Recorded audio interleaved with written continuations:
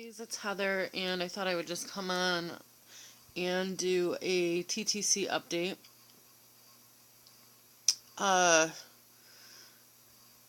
I'm currently right now almost 6 days past IUI, and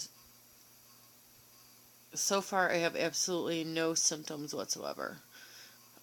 The past couple days, though, I have been really, really tired, and also I've had a headache, and today's actually the first day that I haven't had a headache.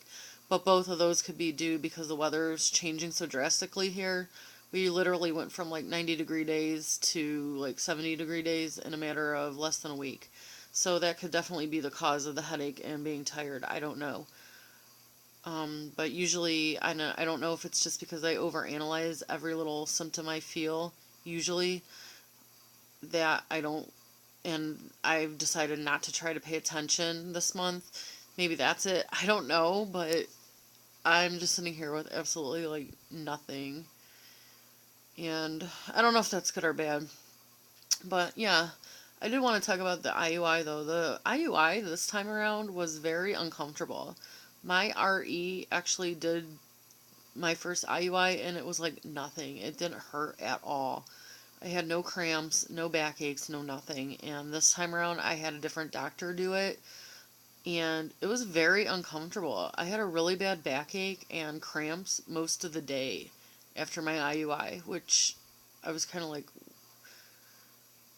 why? Why is that? Because a different doctor did it? I don't know, but just wasn't a very good day. It was very uncomfortable. And the nurses were like, "She's such a good doctor. She'll get you." You know, that's what they said. And yeah, it just wasn't very comfortable. But ever since then, the only two symptoms that I've had are fatigue and the headaches. But that has since went away. I mean, the fatigue's still here, but I've also been working long hours at work. So that could very well be the reason why. And I did want to talk about the actual sample, I guess you could say, from the first IUI to this IUI. After the first IUI failed, I decided I would put my husband on Fertilade, and the reason why is because we do have slight male factor, and he's considered low end of normal on everything, so I just thought, why not? It could boost our chances. His count post-wash went from 4.6 last IUI to 19 million post-wash this IUI. Is that not insane? And the motility kind of stayed the same, but his forward progression actually went up as well.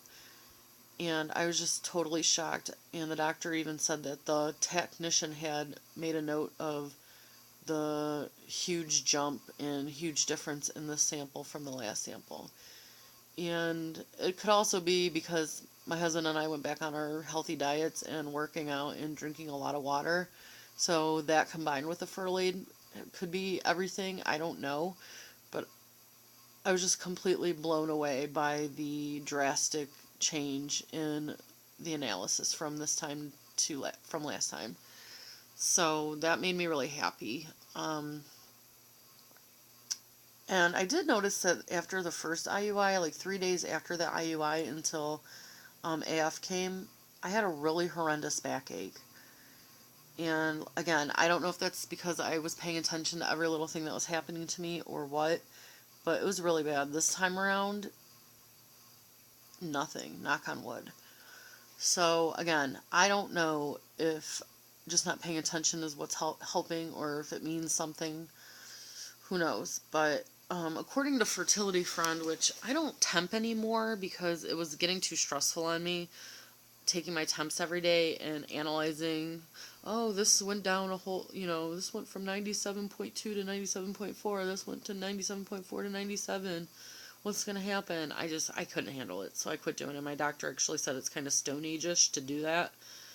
I might go back to it at some point, but right now I'm just taking a break. But I do use Fertilade.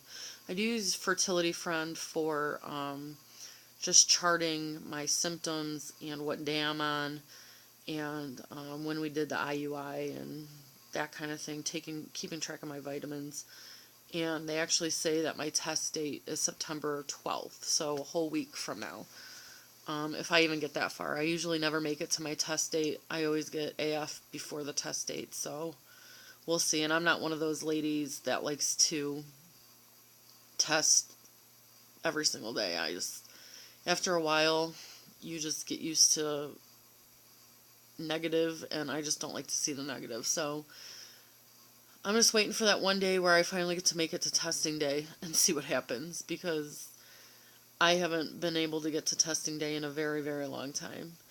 And I just rather not. I rather just wait for it. But I just thought I would come on here and make that comment about the differences in the sample from this time to last, and also just say I don't have any symptoms. And I don't know what that means, but I'm cautiously optimistic, because my husband and I also talked about, if this cycle doesn't work, what are we going to do? Are we going to take a couple months off and try again later, or are we just going to go through, because my doctor's only giving us 4 IUI cycles with Femara before we move on to something else. And I don't know if that something else is more meds, but I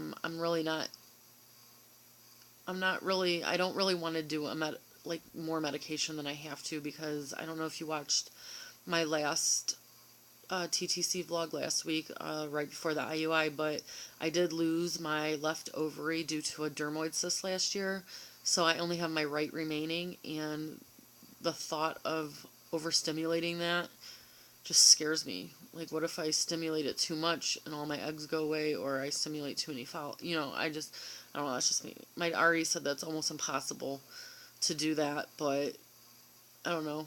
I fear the worst all the time, especially when it comes to TTC. And I just don't want to know what our next steps are. I'd rather pray that this works. And, I can't even fathom wrapping my head around IVF, because I don't see how we could possibly ever afford that. We don't live in a state that covers it. My medical insurance sure doesn't cover it. And I'm paying almost $500 a pop for every IUI out of pocket. So I don't know where we would go from here. But the thought of not being a mom is just so scary to me. It really is. I don't think I could live my life without children. I mean, obviously I'm going to live. That's not what I mean. But I just don't want to think about life without my own children. So that's kind of where I'm at right now. And I think I will update you ladies next week, one way or the other. Hopefully positive thoughts. But like I said, I'm cautiously optimistic. I don't really like to get my hopes up too much anymore. And we'll go from there. I will talk to you ladies next week. Bye.